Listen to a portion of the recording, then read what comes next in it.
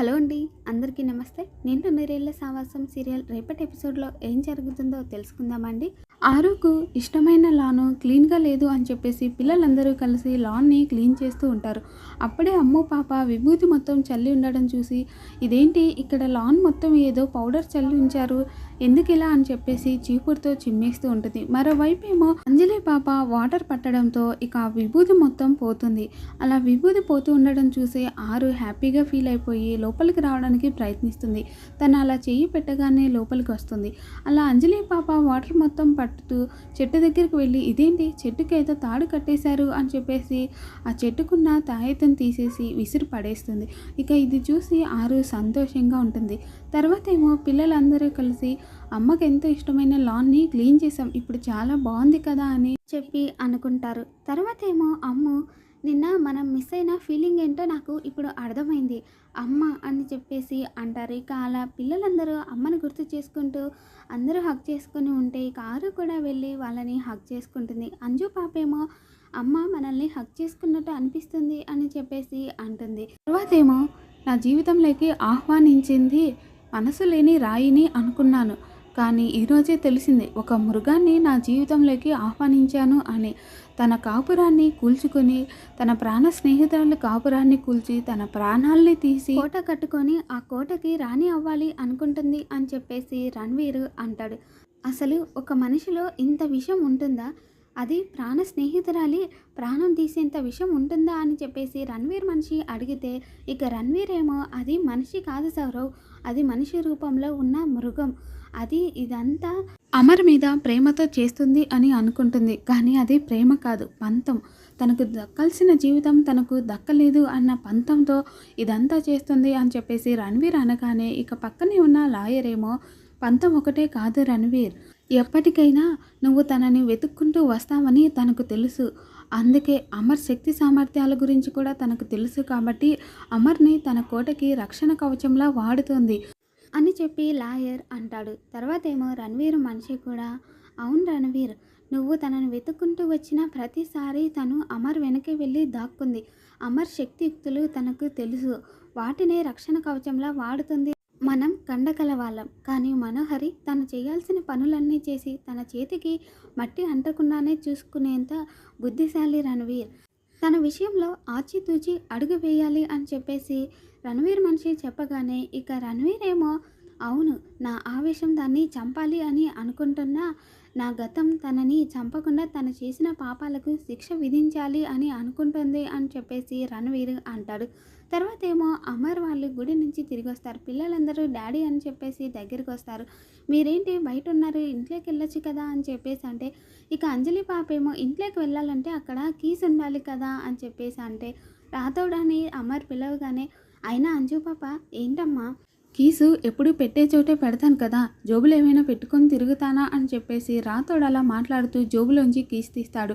ఇక ఇదంతా చూసి అంజు పాప రాతోడిని దగ్గరికి లాగి, రాతోడ్ నువ్వు చేసిన పనికి నా చేతులు దెబ్బలు తప్పవు, కానీ నీవు ఇలా చేయడం వల్ల మేము ఒక మంచి పని చేశాము, అందుకనే నిన్ను వదిలేస్తున్నా అని చెప్పేసి అంటారు. ఇక అమ్ము ఏమో, అవును డాడీ, అమ్మకు ఎంతో ఇష్టమైన లాన్ని మేము క్లీన్ చేసాం అని పిల్లలంతా చెప్పగానే ఇక బాగా మెచ్చుకుంటూ ఉంటే, మెచ్చుకోవడం కాదు పనులు కూడా చెయ్యాలి అని చెప్పేసి అంజు పాప అంటుంది. అమ్మకి ఇష్టమైన లాన్ అని నాకు ఇప్పుడే తెలిసింది కదా, ఇక నుంచి దగ్గరుండి నేనే క్లీన్ చేయిస్తాను అని చెప్పేసి మిస్ అమ్మ అంటుంది. ఇక తర్వాత ఏమో పిల్లలు, నానమ్మ ఆకలేస్తుంది స్నాక్స్ కావాలి అని చెప్పేసి అంటే, అయ్యో నామతి మరుపు మండ, నేను మర్చిపోయి మిమ్మల్ని ఇక్కడే పెడుతున్నానే, లోపలికి పదన్నానా స్నాక్స్ పెడతాను అని చెప్పేసి అందరూ లోపలికి వెళ్ళిపోతూ ఉంటారు. ఇక మనోహరి ఏమో అందరూ లోపలికి వెళ్ళిపోయారు. ఇప్పుడు ఆ డైరీ తీసుకోవాలి అని చెప్పేసి కార్ దగ్గరికి వస్తూ ఉంటే తన వెనకాలే మిస్ అమ్మ రావడం చూసి మనోహరి తన కారు దగ్గరికి వెళ్ళి కారు లోపల ఏదో తీసుకుంటున్నట్టు యాక్టింగ్ చేస్తూ ఉంటుంది.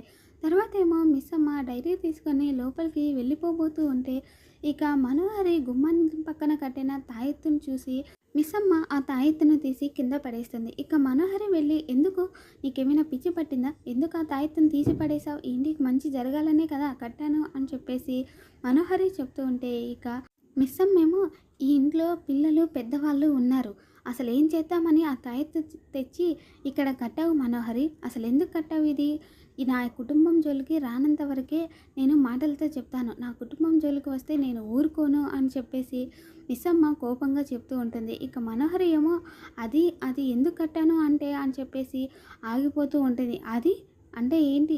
ఎందుకు కట్టాలనుకున్నావో చెప్పు అని చెప్పేసి అంటూ ఉంటే ఇక మనోహరి చెప్పకుండా ఆగిపోతుంది. ఈ ఇంట్లో వాళ్ళకి చెడు చేయాలి అని చూస్తే మాత్రం నేను నిన్ను ప్రాణాలతో వదలను అని చెప్పేసి మిస్సమ్మ అక్కడ నుండి వెళ్ళిపోతుంది. తర్వాతేమో ఆరు మనోహరి దగ్గరికి వచ్చి నువ్వు ఆ ఘోర కలిసి నన్ను ఈ ఇంటి నుంచి పంపించాలి అని అనుకుంటే అది జరగదు మనో. నా పేగుబంధం నన్ను ఈ ఇంట్లోకి వచ్చేలా చేసింది. నా చెల్లి ఈరోజు నన్ను గడప దాటి లోపలికి వెళ్ళేలా చేస్తుంది అని చెప్పేసి ఆరు అంటూ ఉంటుంది. ఇక ఆరు లోపలికి వెళ్ళి దేవుడి దగ్గరికి వెళ్ళి దండం పెట్టుకుంటూ దేవుడు నువ్వు ఉన్నావయ్యా, ఎవరికి ఏం చేయాలో నీకు తెలుసు అని చెప్పేసి దండం పెట్టుకుంటూ ఉంటుంది. తర్వాతేమో ఘోర పేగుబంధం రక్త సంబంధం రెండూ కలిపి ఆ ఆత్మని రక్షణ కవచంలా కాపాడుతున్నాయి. ఆత్మ విషయంలో మనకి ఓటమి ఎదురవుతుంది. నీ ప్రణాళిక కానీ నా ప్రయత్నం కానీ ఏది గెలుపు వైపు అడుగులు వేయడం లేదు. తప్పు ఎక్కడ జరిగింది అని ఆలోచిస్తూ ఉండడం కంటే ఆ అస్థికలు సంపాదిస్తే అన్ని సమస్యలకు చెక్ పెట్టచ్చు. కానీ ఆ అస్థికలు సంపాదించాలి అంటే అది ఆ ఇంట్లో ఉండకూడదు. కానీ దాన్ని ఆ ఇంట్లో నుండి పంపించాలి అంటే ఏదో శక్తి దాని వెంటే ఉండి దాన్ని నడిపిస్తుంది అని చెప్పేసి మనోహరి అంటే ఇక తర్వాత ఏమో ఘోర తెలుసు తెలియకో ఆ ఇంట్లో వాళ్ళందరూ ఒక్కటైపోయి ఆ ఆత్మకి రక్షణ కవచంలా మారి ఆ ఆత్మని కాపాడుతూ ఉన్నారు మనోహరి అని చెప్పేసి అంటే అయితే ఏంటి ఇప్పుడు ఇలా ఒకటి అనుకుంటే ఇంకొకటి అయింది అని చెప్పేసి ఆలోచిస్తూ ఉంటే అడుగు కూడా ముందుకు వేయలేం. ఎలాగైనా దాని అస్థికలు సంపాదించి దాన్ని ఈ లోకంలో లేకుండానే చేయాలి. ఇలా తాయెత్తులు తాళ్ళు అంటూ కూర్చుంటే పని జరగదు ఘోర. ఈరోజు రాత్రికే ఎలాగైనా అమర్ లాకర్ నెంబర్ తెలుసుకుంటాను.